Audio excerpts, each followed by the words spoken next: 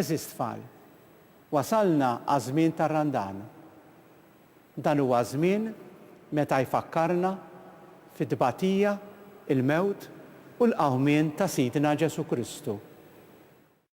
Dawn il-ġrajiet huma tant importanti fil-ħajja tagħna li hemm bżonn naħsbu ftit iktar fuqhom u nippreparaw għalihom tul dawn l-40 jum li ġejjin. Dawn l-40 jum irridu jgħinuna biex inġibu quddiem għajnejna dawn il-ġrajiet billi nitolbu, iżda wkoll billi naraw kif jistgħu jgħinuna fil-ħajja tagħna. Din is-sena għal dan iż-żmien tar-Randan xtaqt ngħinkom tifhmu iktar xi tfisser il-kelma eżilju. Forsi tgħidu din il-kelma għalfejn hi daqshekk importanti għal dan iż-żmien tar-Randan. Naħseb ilkoll xi darba irrakkontalkom l-istorja ta' Mosè. L-ikbar ħaġa li għaliha baqa' jissemma Mosè kien li Alla qabdu biex joħroġ lill-poplu Ludi mill-eżilju tal-Eġittu. Kienu fl-eżilju għax kienu l-bogħod mill-art li fiha twildu u għexu. Allura forsi tgħidu xi ġralhom biex spiċċaw fl-eżilju fart il-bogħod minn fejn kienu jgħixu. Ħanfakkarkom ftit f'persuna oħra li żgur tafu biha, Giuseppi mibjuħ minn Ħutu, li dan spiċċa biex sar prinċep fl-art tal-Eġittu li kien pajjiż il-bogħod minn fejn twieled u trabba ma' missieru Ġakob u 12 Ħutu.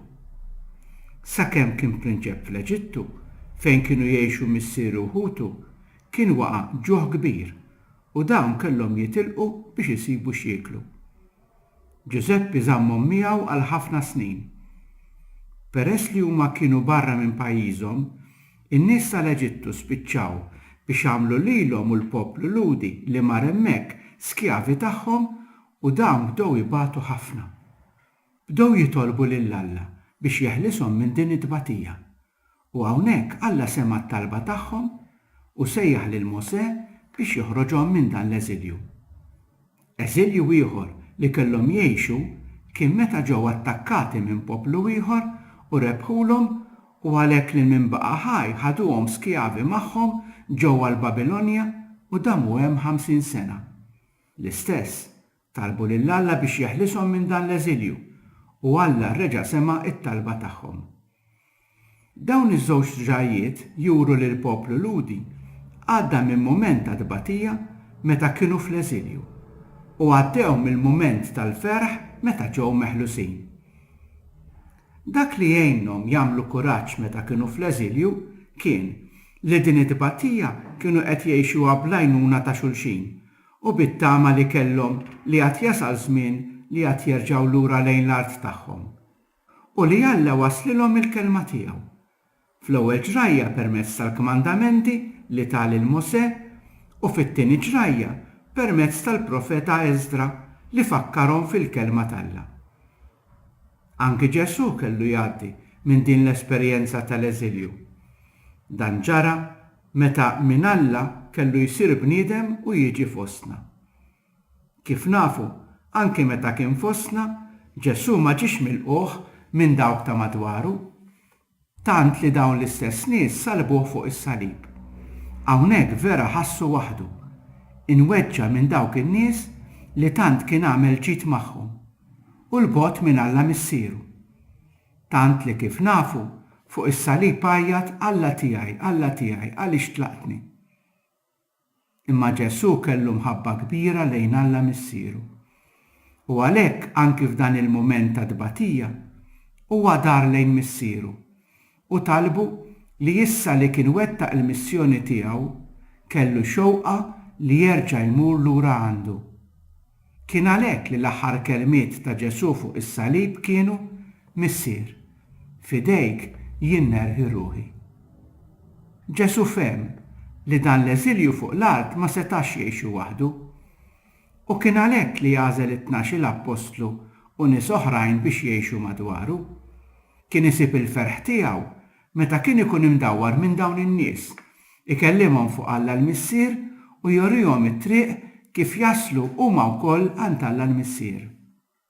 Aħna wkoll ninsabu fl-eżilju il-bogħod mingħajr twelidna. Tajduli għalfejn qed tgħidilnek.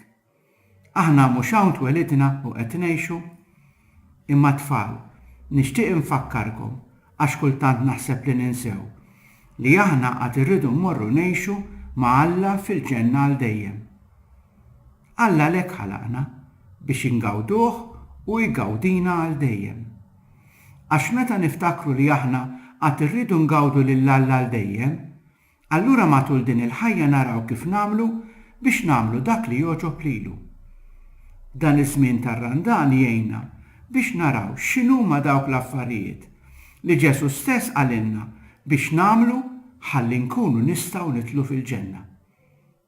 Inkunu fl-eżilju wkoll meta nagħmlu dnub, għaliex id-dnub ibedna minn Alla. Ħanfakkarkom xi ftit eżempji ta' kif nitbedu minn Alla. Meta inti jiġik xi ħaġa f'moħħok u taqbad u tagħmilha bla ma tara Ġesu xi jkun jixtieq minnek. Meta inti ma tagħtix każ ta' Ġesu u tfittxu biss meta jew joqrob xi eżami jew issib ruħek marid. Jew meta jaħsibi biss kif jien se nkun kuntent mingħajr ma nagħti każ jekk kienx iweġġa' lill-oħrajn.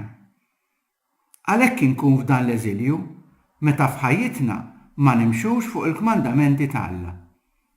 Ħafna drabi aħna naħsbu li se nkunu aħjar meta nagħmlu dak li rridu u nwarbu l-kmandamenti ta' Alla. Fil-fatt nindunaw li dan mhux veru, għax meta nagħmlu dnub wara nħossuna mdejqin bħal pereżempju meta jinnażel li niġġieled żgur li ma nħossniex kuntent.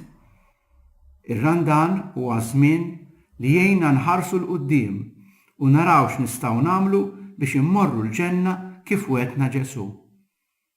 U għalhekk li l-ġrajja ta' Dibatija, il-mewt u l-qawmien ta' Ġesu għandna niftakruha f'dan iż-żmien tar-randan għaliex nindunaw li Ġesu mhux biss wegħdna l-ġenna imma għamel minn kollox biex nistgħu nakkwistawha.